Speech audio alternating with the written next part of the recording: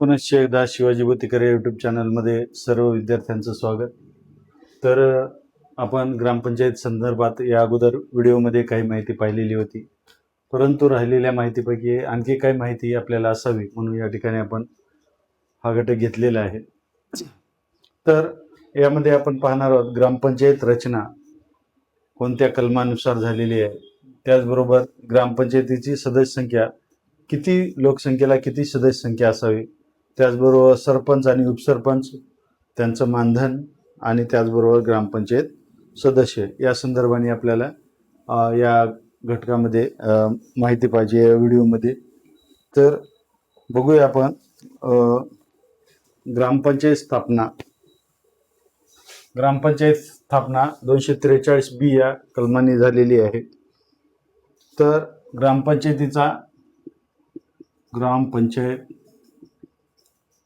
कायदा 1958 नुसार चालतो।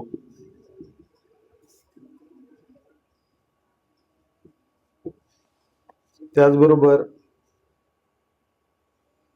कलम 40 मध्ये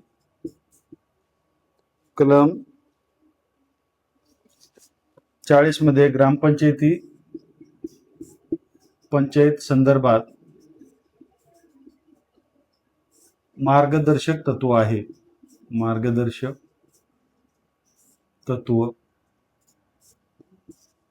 आहे। त्याचबरोबर सदस्य म्हणजे नागरिक हे तर किमान कमीत कमी 600 नागरिक ज्या ठिकाणी असतील किंवा व्यक्ती त्या ठिकाणी हे ग्रामपंचायत स्थापन करावी लागते किंवा केली जाते। आणि डोंगराळ भागात सदस्य संख्या साधारणपणे 300 असणे आवश्यक आहे। 300 फरक लक्षात घेण्यासारखा आहे, 300 आणि 600। तर साधारणतः कमीत कमी 600 लोकसंख्या असलेल्या ठिकाणी हे ग्रामपंचायत स्थापन केली जाते। आणि डोंगराळ भागामध्ये ती संख्या फक्त 300 असली तरी त्या ठिकाणी ग्रामपंचायत स्थापन केली जाते। आता 600 पेक्षा कमी लोकसंख्या असलेल्या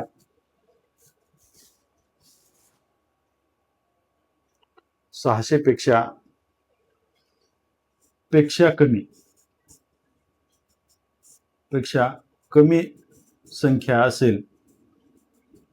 असेल तर ग्रुप ग्रामपंचायत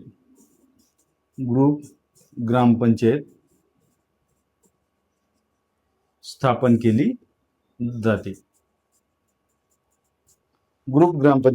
केली जाते। तर साधारणतः ग्रामपंचायतीची सदस्य संख्या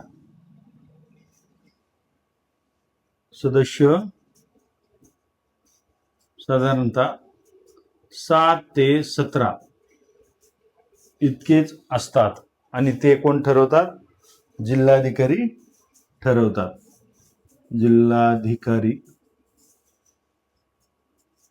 ठरवितात। आता सदस्य संख्या जिल्हाधिकारी ठरवतात, तर पाहूया सदस्य संख्या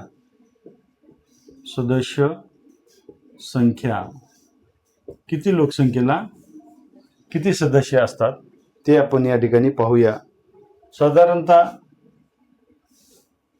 600 ते 1500 लोकसंख्येसाठी 7 सदस्य, त्याचबरोबर 1500 म्हणजे 1500 ते 3000 लोकसंख्येसाठी 9 सदस्य, याचा आपण फरक नंतर दुसऱ्या पेनने लक्षात घेऊया. त्याच्यानंतर 3,000 ते 4,500 साठी 500 नागरिक असलेल्या ठिकाणी 11 सदस्य त्या ठिकाणी ग्रामपंचायत सदस्य असतात. जीपी ग्रामपंचायत म्हणजे जीपी धरूया आपण. त्याच्यानंतर 4,500 ते 6,000 लोकसंख्येसाठी साधारण 13 सदस्य असतात आणि 6,000 ते 7,500 लोकसंख्येसाठी 15 सदस्य असतात आणि 7,500च्या ते पुढे 17 सदस्य हे ग्रामपंचायतमध्ये नियुक्ती केले जातात. तर त्याचा अधिकार हा कलेक्टरला असतो. ही सदस्य संख्या आहे. तर बघा इथं साधारणतः दुपटीचा फरक आहे, म्हणजे 1500 दुनी 30, म्हणजे जर संख्या दुप्पट झाली नागरिकांची तर या ठिकाणी 2 सदस्य वाढत आहेत. आता 3,000 मध्ये पुन्हा 1500 मिसळल्यानंतर 11 सदस्य होतात. पुन्हा 4,500 मध्ये 1,500 सदस्य नागरिकांची वाढ झाली तर 13 सदस्य त्या ठिकाणी ग्रामपंचायतमध्ये निवडून दिले जातात. ग्रामपंचायत सदस्य संख्या निवड.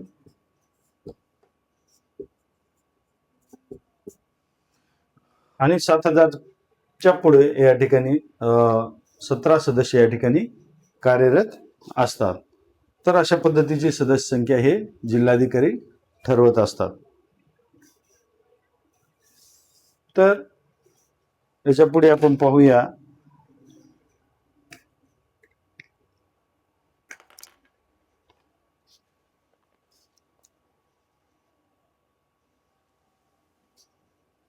ग्रामपंचायत सदस्य संदर्भाने काही माहिती आपण घेऊया. तर ग्रामपंचायत ही याच्या प्रमुखास तिच्या प्रमुखास सरपंच म्हणतात. सरपंच. त्यानंतर ग्रामपंचायत ही ग्रामसभेची कार्यकारी समिती आहे. जीपी म्हणजे ग्रामपंचायत ही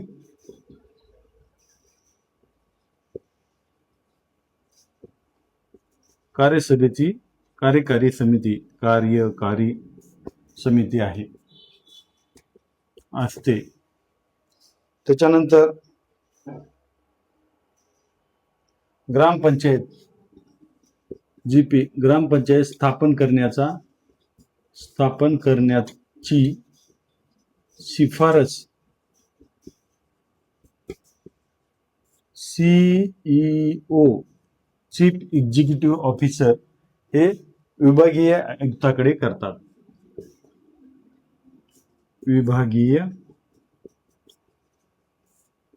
आयुक्ताकडे करतात. त्याच्यानंतर आणि विभागीय आयुक्त हे मान्यता देतात.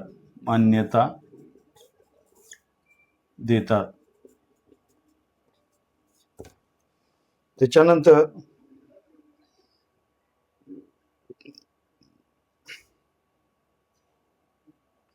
आता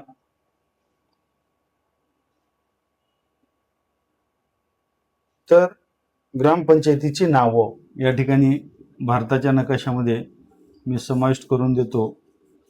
ग्रामपंचायतीला कोणत्या राज्यामध्ये काय नाव आहे ते. ग्रामपंचायतीला उत्तर प्रदेशात यूपी मध्ये गावसभा,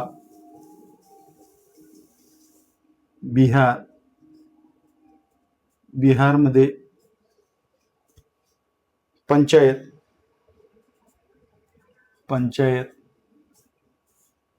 त्याचबरोबर आसाम लिहितो मी इथं, आसाममध्ये गाव पंचायत असं म्हटलं जातं, गाव पंचायत. आणि त्यानंतर गुजरातमध्ये नगर परिषद म्हटलं जातं. गुजरात नगर पंचायत अशी ग्रामपंचायतीची नावं आहेत, ते या ठिकाणी सांगितलेले आहे. बिहारमध्ये पंचायत, गुजरातमध्ये नगरपंचायत, उत्तर प्रदेश यूपीमध्ये गावसभा आणि आसाममध्ये गाव पंचायत असं त्यांची वेगवेगळी नावं आहेत. त्यानंतर आता पुढे जाऊया आपण. त्या गावचा अर्थसंकल्प. तर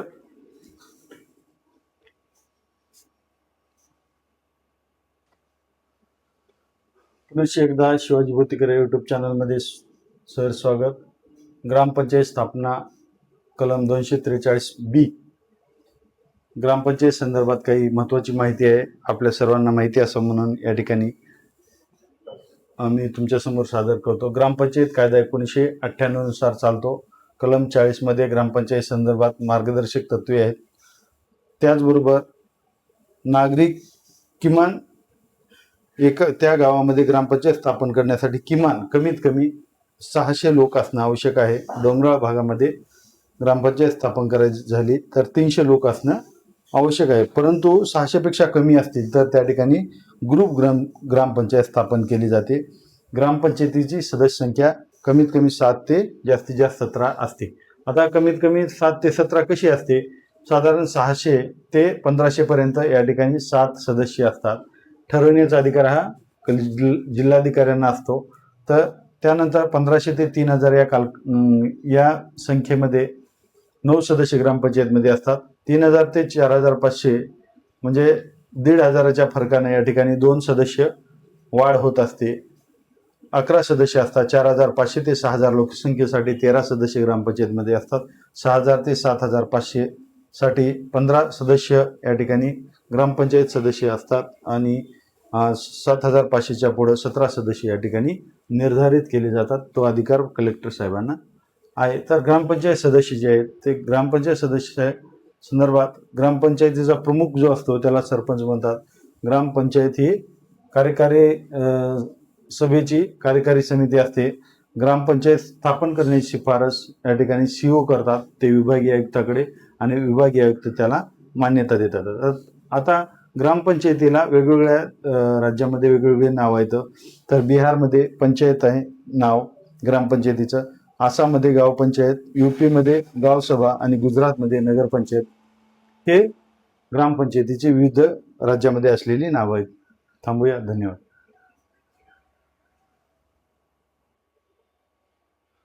आता आपण पाहूया तर गावचा अर्थसंकल्प कोण तयार करतो.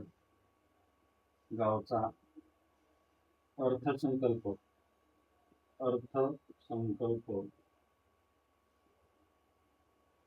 अतिशय महत्वाचं आहे. तर ग्रामपंचायतीचा अर्थसंकल्प या ठिकाणी सरपंच तयार करतो.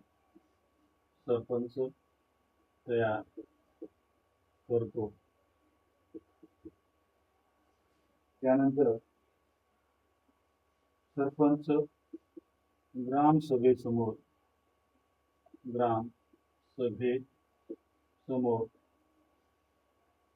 सादर करतो.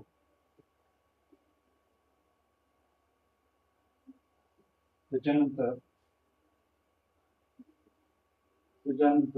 तो ग्रामपंचायतीकडे पाठवतो.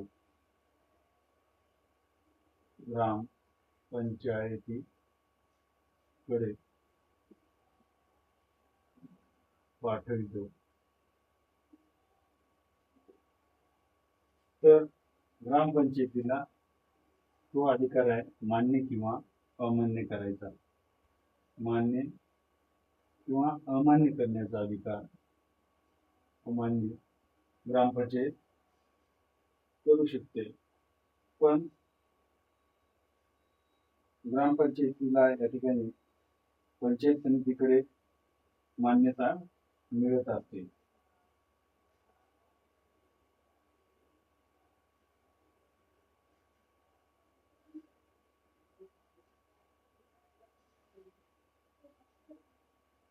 आता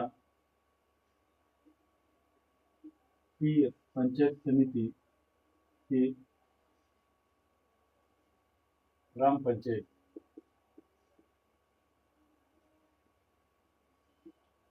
अर्थसंकल्प पंचायत समिती पंचायत समिती मान्य करते,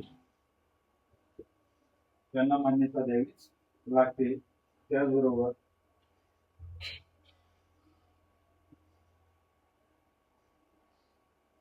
पंचायत समिती ही 2 महिन्यात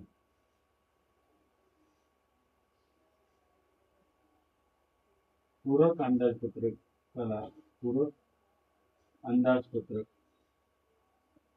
याला मंजुरी देतात. 2 महिन्यात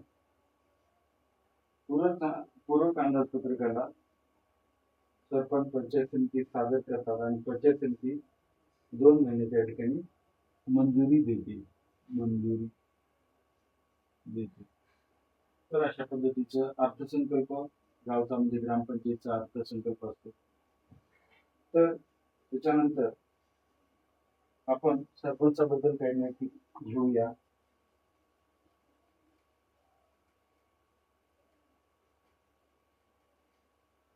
सरपंच पद हे गावातलं प्रमुख पद असतं, गाव पातळीवरचं. तर सरपंचाबद्दल आपल्याला बऱ्याच गोष्टी माहिती असतात आणि त्यामध्ये चढाओढ देखील असते की काही करून आपण सरपंच झालं पाहिजे, परंतु सरपंच त्याची पात्रता या ठिकाणी आपल्याला या गोष्टी पाहायचं. बघूया 2022 पासून थेट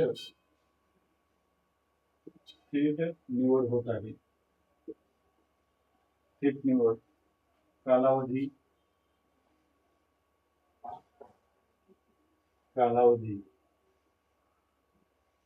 5 वर्ष. त्याचबरोबर पात्रता त्यातल्या बऱ्याच गोष्टी आपण पाहिलेल्या आहेत. तरी आपला एक वेळेस 7वी पास, पण 7वी कधी पास? 1995 नंतरच्या उमेदवारासाठी. 1995च्या अगोदर जर असेल तर त्याला 5वी 7वी पासची गरज नाही. किमान वय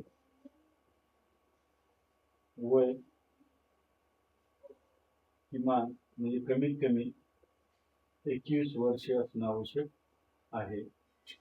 त्याचबरोबर काम अर्थसंकल्प सादर करणे व ग्रामसभेत मांडणी.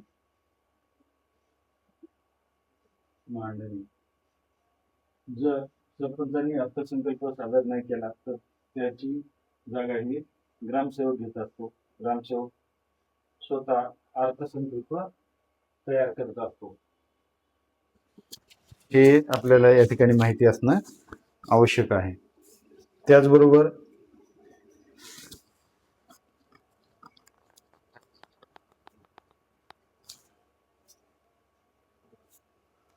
आणखीन सरपंचाची काही कामं असतात, ते कामं देखील आपल्याला माहिती असणं आवश्यक आहे. तर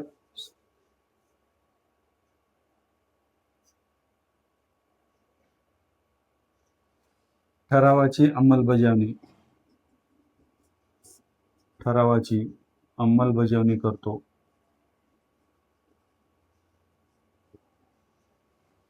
त्याचबरोबर GP म्हणजे ग्रामपंचायत कर्मचाऱ्यावर देखरेख करतो.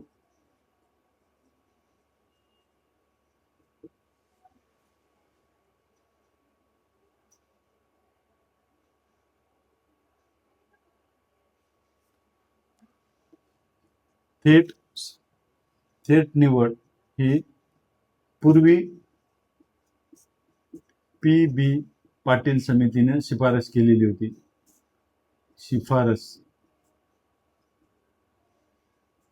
नंतर ठाकरे समिती, नंतर ठाकरे समितीने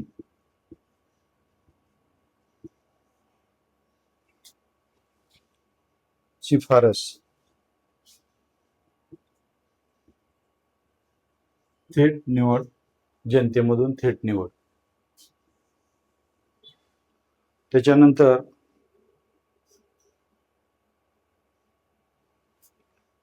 निवडून आल्यास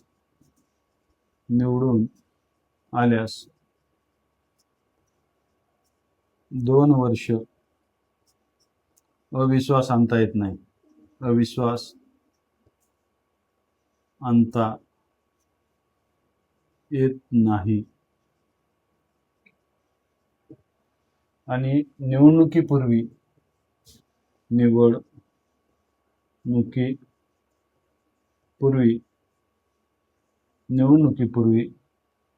6 महिने अगोदर 6 महिने अगोदर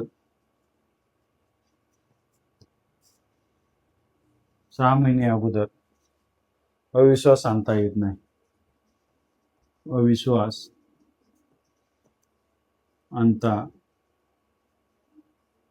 येत नाही. त्याच्यानंतर अविश्वास फेटाळल्यास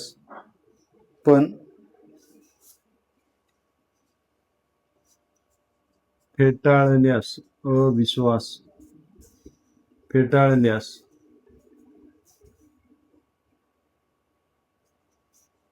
सुद्धा 2 वर्ष मांडता येत नाही. त्याच्यानंतर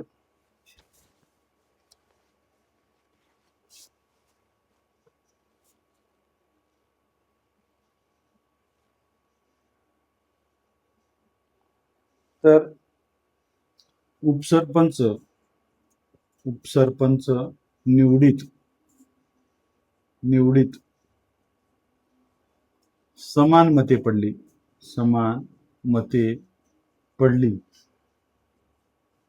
उपसरपंच निवडीमध्ये समान मते पडली. उदाहरणार्थ 7 सदस्यामध्ये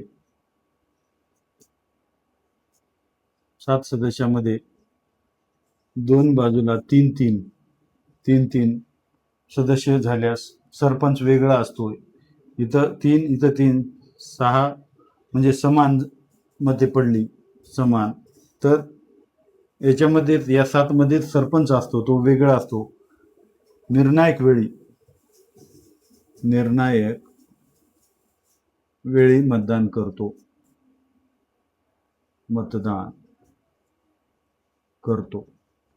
तर अशा पद्धतीची माहिती या ठिकाणी सरपंचा बाबतीत आपल्याला आढळून येते. आपल्याला ते देखील माहिती असणं आवश्यक आहे.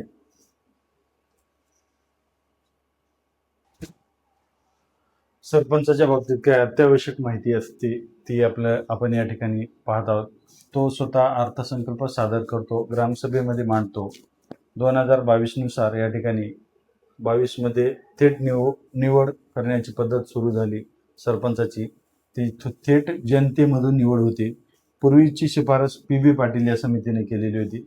नंतर ठाकरे समितीने शिफारस केली. सरपंचाचा कालावधी हा 5 वर्षाचा असतो.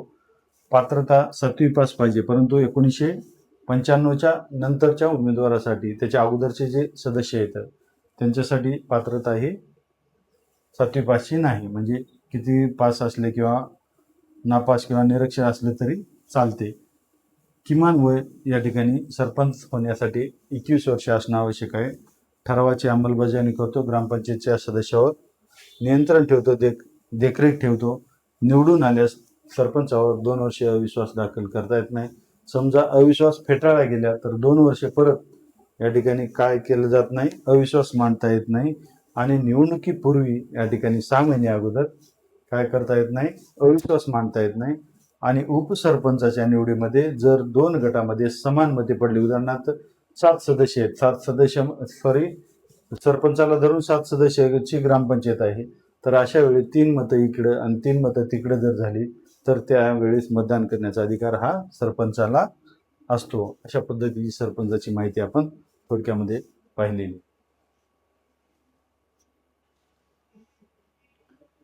सरपंच आणि उपसरपंचाच्या बाबतीत काही महत्वाच्या गोष्टी असतात त्या आपल्याला माहिती असणं आवश्यक आहे. म्हणून या ठिकाणी सरपंच आणि उपसरपंच हे वेगवेगळे मुद्दे घेतलेले आहेत. मानधन पाहूया. सरपंचाला 3 ते 5,000 मानधन दिलं जातं. मानधन घेतले जात आहे घटक.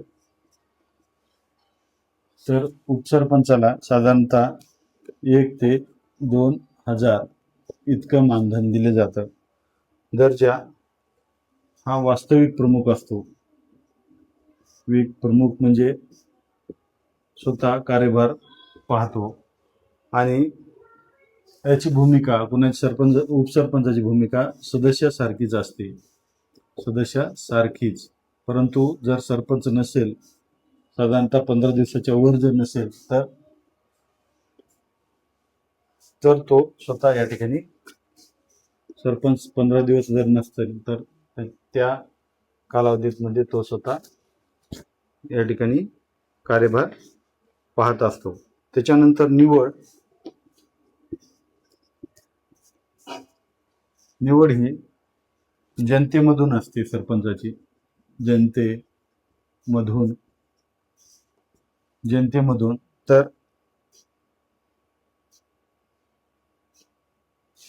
सदस्यामधून उपसरपंचाची निवड होती. सदस्यामधूनच पहिल्या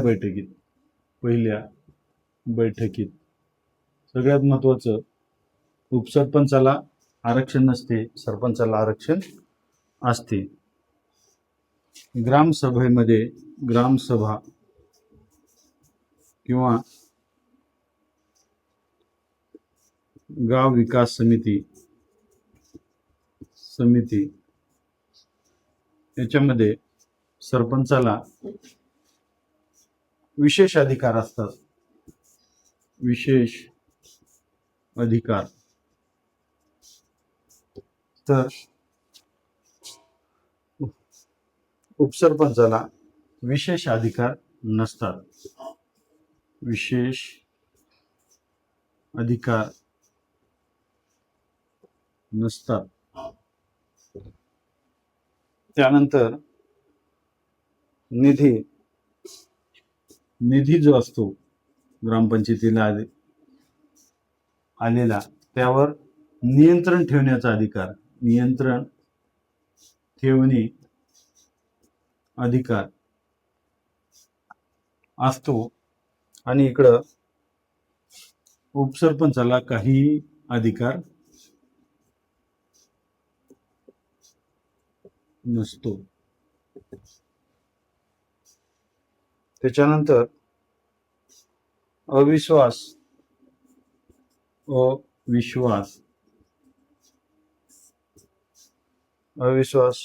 2 वर्ष मांडता येत नाही. 2 वर्ष मांडता येत नाही. त्याच्यानंतर इकडं उपसरपंचावर 6 महिने अविश्वास मांडता येत नाही.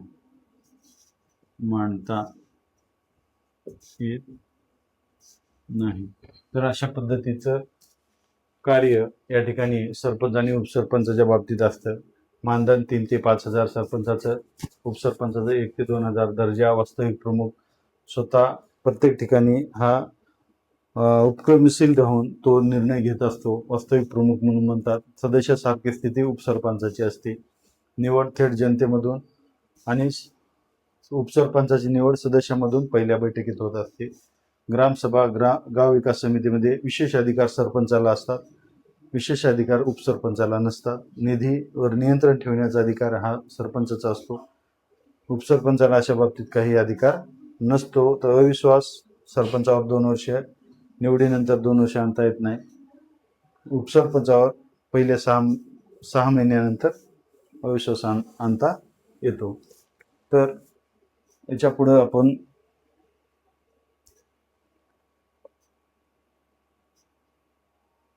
काही माहिती आहे.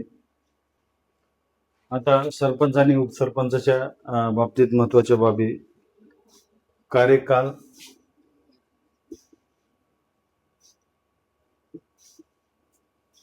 5 वर्षाचा, परंतु कितीही वेळा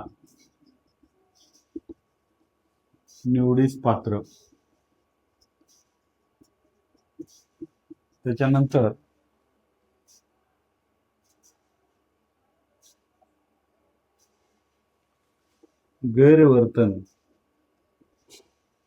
वर्तनाची चौकशी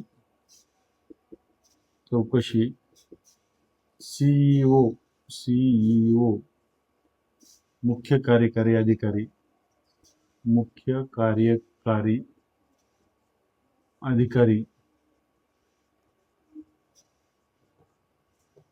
करतात.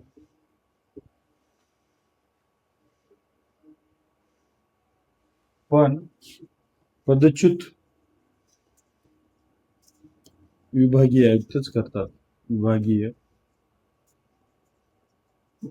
आयुक्त करतात. समोर बोलावून त्यांना चौकशीचं कारण किंवा खुलासा देण्यासाठी मंजुरी दिली जाते आणि त्याच्यानंतर खरंच या ठिकाणी गैरवर्तन झाले का ते पाहूनच या ठिकाणी विभागीय आयुक्त निलंबित करत असतात किंवा पदच्युत करत असतात. तर सरपंच 15 दिवस अनुपस्थित असल्यास काम उपसरपंच पाहतात.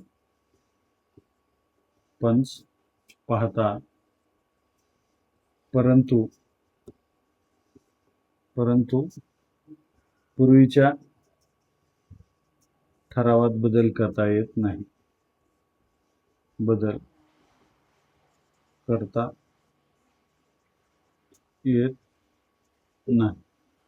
तर अशा पद्धतीचं कार्य या ठिकाणी सरपंच उपसरपंचाच्या बाबतीत असतं. सरपंच आणि सदस्य हे पॅनलद्वारे निवडून येतात. पक्ष पद्धतीस जीपी म्हणजे ग्रामपंचायतमध्ये स्थान नाही. ग्रामपंचायतमध्ये पॅनल पद्धती असते.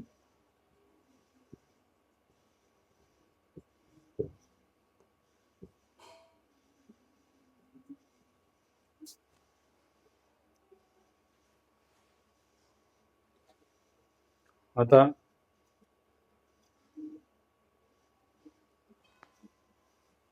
हे झालं सरपंच आणि उपसरपंचा बाबतीत महत्वाच्या गोष्टी.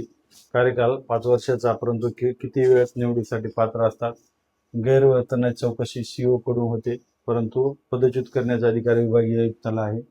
सरपंचाच्या अनुपस्थित 15 दिवस जर कंटिन्यू सतत अनुपस्थित असते तर काम हे उपसरपंच पाहतात, परंतु पूर्वीच्या ठरावात उपसरपंचाला बदल करण्याचा अधिकार नाही. ग्रामपंचायत पातळीवर या ठिकाणी पक्ष पद्धती नसते, पॅनल पद्धती असते, असं या ठिकाणी आपल्याला माहिती असावं. त्याचबरोबर आपल्याला काही गोष्टी पाहिजे ग्रामपंचायत सदस्याबद्दल. ग्रामपंचायत सदस्य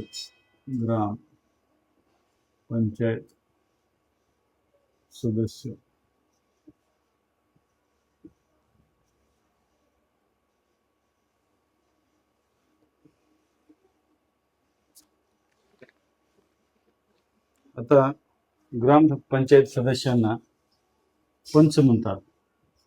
सदस्यांना पंच देखील म्हटलं जातं. पंच म्हणतात.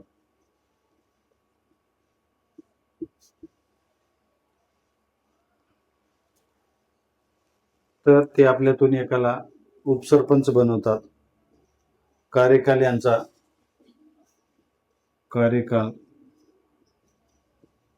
5 वर्षाचा कार्यकाल त्यानंतर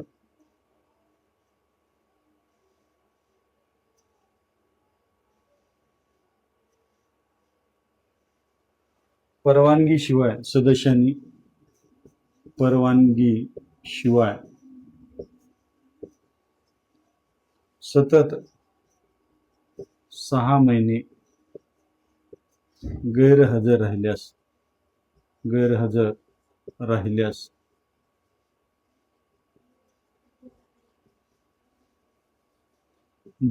जिल्हा परिषद अध्यक्ष हे सदस्यास पदच्युत करतात. अपील विभागीय आयुक्ताकडे करता येते. विभागीय आयुक्ताकडे करता येते.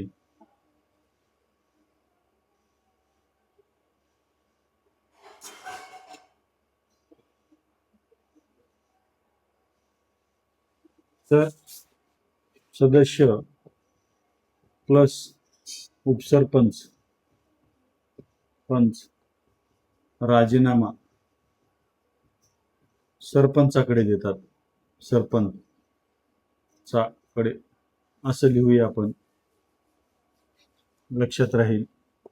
सदस्य प्लस उपसरपंच राजीनामा सरपंचाकडे देतात.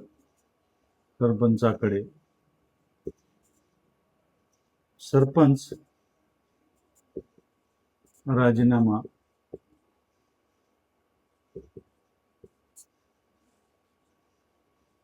पंचायत समिती सभापतीकडे देतात.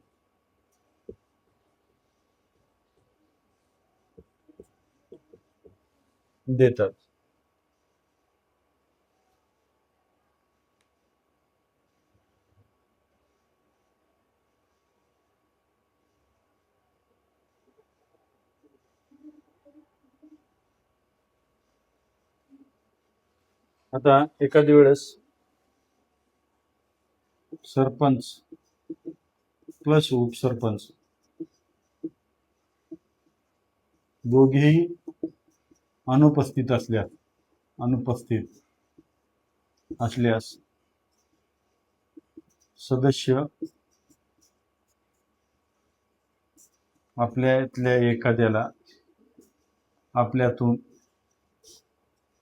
एखाद्यास सभेचा अध्यक्ष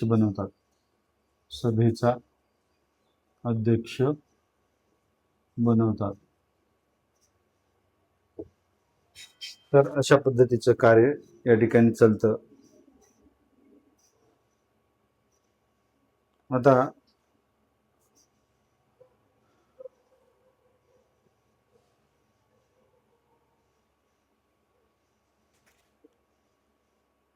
ग्रामपंचायतीमध्ये वार्ड जिल्हाधिकारी ठरवतो. जिल्हाधिकारी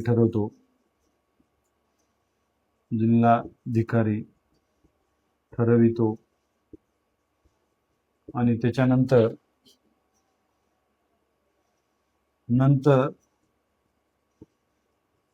घोषणा तहसीलदार करतो.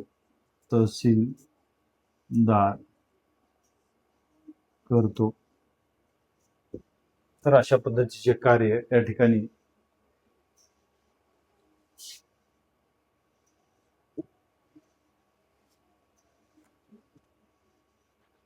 आता ग्रामपंचायती संदर्भात ही महत्वाची माहिती आहे. तर सदस्यांना पंचमतात कार्यकाल 5 वर्षे, परवानगीशिवाय 6 महिने गैरहजर राहिल्यास जिल्हा परिषद अध्यक्ष सदस्याला पदच्युत करतात. अपील विभागीय आयुक्ताकडे करता येतं. सदस्य आणि उपसरपंच हे राजीनामा सरपंचाकडे देतात. सरपंच हे पंचायत समिती सभापतीकडे राजीनामा देतात. एखादं सरपंच आणि उपसरपंच अनुपस्थित असल्यास ते सभेसाठी सदस्य आपल्यामधून एखादे अध्यक्ष, सभेचा अध्यक्ष म्हणून निवड करत असतात. तर याच्या पुढं नवीन ग्रामपंचायत जर स्थापन करायची असेल तर त्या संदर्भात आपल्याला माहिती असणं आवश्यक आहे.